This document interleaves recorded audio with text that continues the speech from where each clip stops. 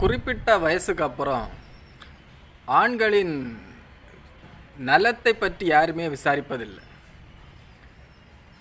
ஒருத்தன் என்னடான்னா வாழ்க்கை எப்படி போகுதுங்கிறான், ஒருத்தன் என்னடான்னா என்ன வேலை பார்க்குறாங்கிறான், ஒருத்தன் என்னடான்னா என்ன சம்பளம் வாங்குறான் அப்படிங்கிறான், ஒருத்தன் என்னடான்னா குடும்ப வாழ்க்கையில் எப்படி போகுது பிரச்சனை இல்லாமல் போகுதாங்கிறான், இன்னொருத்தன் என்னடான்னா ஏன்டா இப்படி இருக்க, முன்ன பார்த்தது மாதிரியே இல்லையே, ஏன் வீட்டில் ஏதாவது பிரச்சனையா அப்படிங்கிறான்.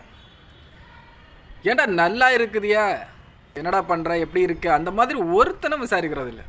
எல்லாம் ஒரு குறிப்பிட்ட வயசு வரைக்கும் தான். அந்த வயசு தாண்டிச்சுன்னா சம்பளம் என்ன, வேலை என்ன, வாழ்க்கை எப்படி போகுது, குடும்பம் எப்படி போகுது, அதை மட்டும்தான் விசாரிக்கிறானுங்களே தவிர நீ நல்லா இருக்குதியான்னு ஒரு பயனும் கேட்க மாட்டேங்கிறான்.